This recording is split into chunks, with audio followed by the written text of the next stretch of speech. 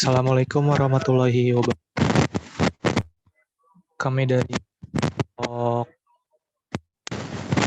mata kuliah sistem operasi akan menjelaskan tentang tugas 6, di mana tugas tersebut berkaitan dengan konsep trading. Dengan anggota Fadila Numa Kadeza dengan NIM 2001169 dan Abdurrahman Lutfi dengan NIM 20030151177.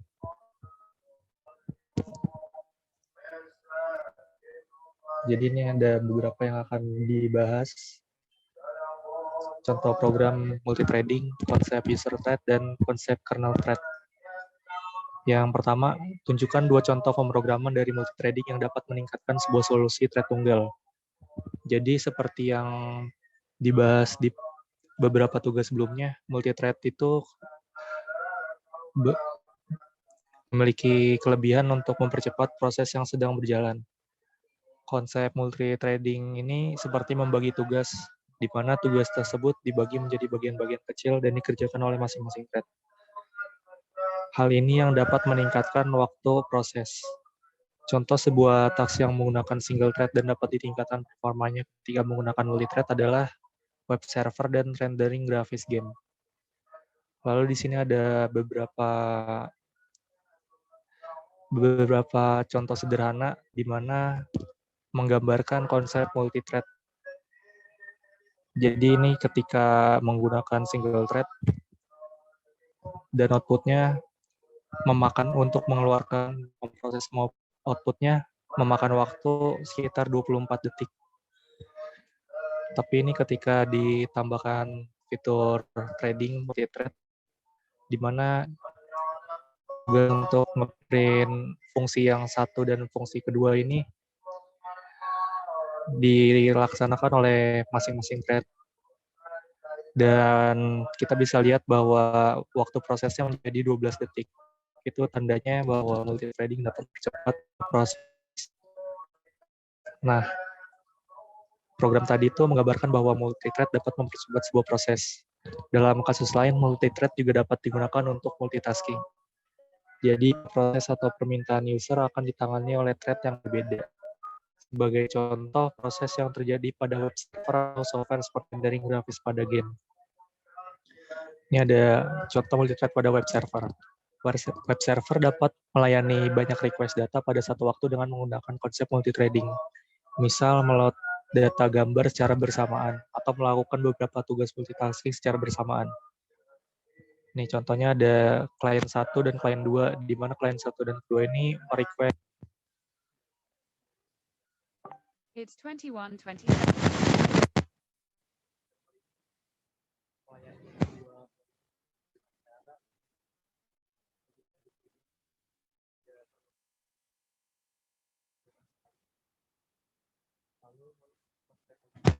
pada rendering game. Sebuah game mode ini membutuhkan resource besar untuk memproses grafisnya. Multithreading menjadi sebuah solusi agar CPU tidak terlalu terbebani dalam proses rendering ini. Hal ini akan berdampak pada pengalaman bermain game yang minim lag karena drop.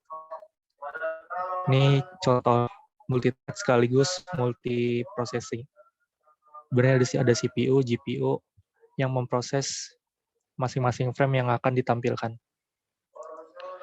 Lalu di sini ada 2 contoh pemrograman multithreading yang tidak dapat meningkatkan sebuah solusi thread tunggal. Jadi walau konsep multithreading terlihat memiliki banyak kelebihan, namun konsep ini tidak bisa diterapkan begitu saja. Ada beberapa hal yang tidak akan berpengaruh ketika diterapkan konsep multithreading.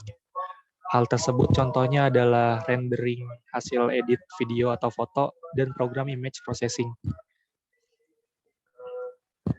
Rendering video atau foto. Pada proses rendering video atau foto, rendering dilakukan frame by frame.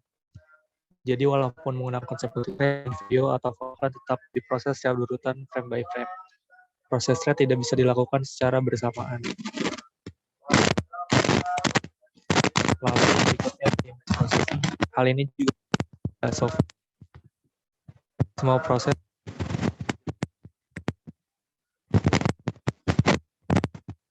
terapkan pada kedua proses ini tetap akan setiap thread itu akan dijalankan satu persatu. Lalu ada dua perbedaan antara user level thread dan kernel thread saat kondisi bagaimana salah satu dari thread tersebut lebih baik. Jadi perbedaannya di sini adalah user thread diimplementasikan oleh user, sedangkan kernel thread oleh OS atau operating system. OS tidak menyadari keberadaan user thread, karena user thread ini hanya berjalan di aplikasi. User thread lebih mudah diimplementasikan, kernel thread sulit. Pada user thread, jika ada satu thread melakukan blocking, maka seluruh proses bisa terhenti. Sedangkan pada kernel thread, jika hal ini terjadi, proses lainnya tetap bisa berjalan. Hal ini dikarenakan kernel thread membagi secara otomatis memori atau data yang digunakan. Pada beberapa kasus, user level thread lebih baik karena lebih mudah dibuat dan di-manage. Hal ini berpengaruh ke depannya terhadap skalabilitas. Jadi thread baru dapat dibuat segera ketika ingin mengerjakan proses yang lebih besar. Kekurangan dari user level thread adalah tidak memiliki kemampuan untuk memanfaatkan fitur multiprocessing dan multithreading.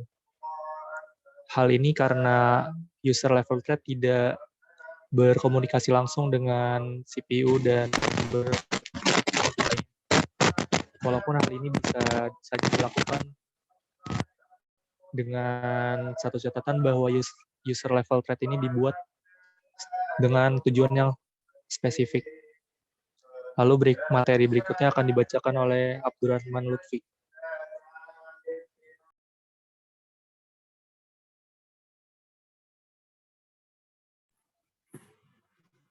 Nomor 4 yaitu sumber daya. Apa sajakah yang digunakan ketika sebuah thread dibuat? Apa yang membedakannya dengan pembentukan sebuah proses? Nah, sumber daya yang digunakan oleh sebuah thread dibuat yaitu berbagai memori dan berbagi kode.